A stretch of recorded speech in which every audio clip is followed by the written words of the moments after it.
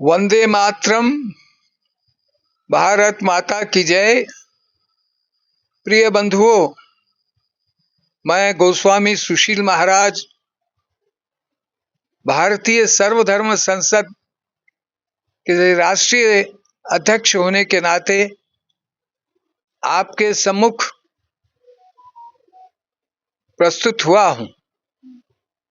आज हमारे देश का आजादी का दिन है। 15 अगस्त 2024 का दिन भारत की आजादी का दिन है। हजारों देशभक्तों ने अलग अलग भाव से अलग अलग रास्तों पे चलते हुए इस देश के लिए अपने प्राणों की आहुति दी।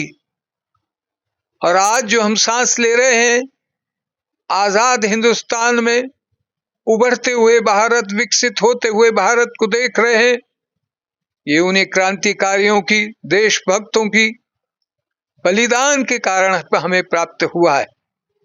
इसलिए प्रतिवर्ष हम इस दिन को राष्ट्रीय पर्व के रूप में मनाते हैं और आने वाले अपने बच्चों में, आने वाली जनरेशन को मार्गदर्शन देते हैं कि इस देश की आजादी को पाने के लिए उन शहीदों को कभी भी अपने जीवन में भूले नहीं।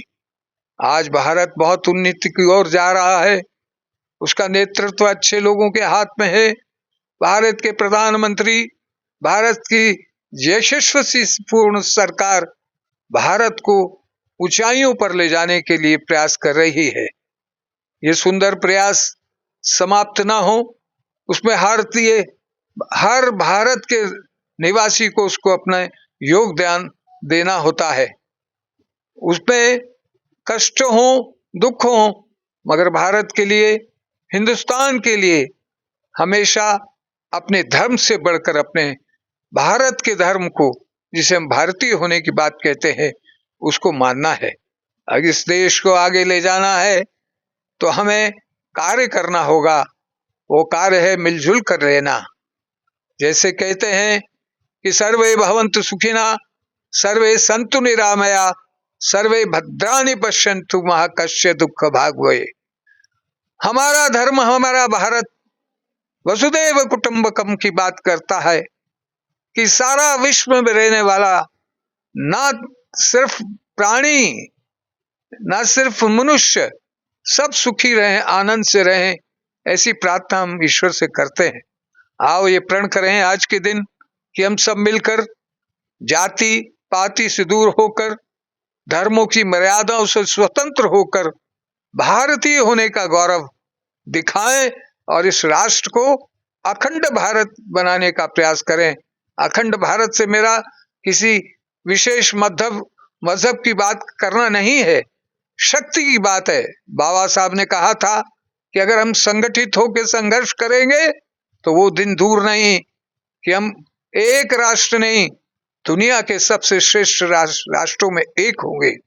अगर हमारा भारत खंडित ना होता तो आज हम जो भारत होता वो अमेरिका से बढ़कर होता। फिर ऐसी कोई भूल ना हो जाए, कोई गलती ना हो जाए, भाईचारा समाप्त ना हो जाए।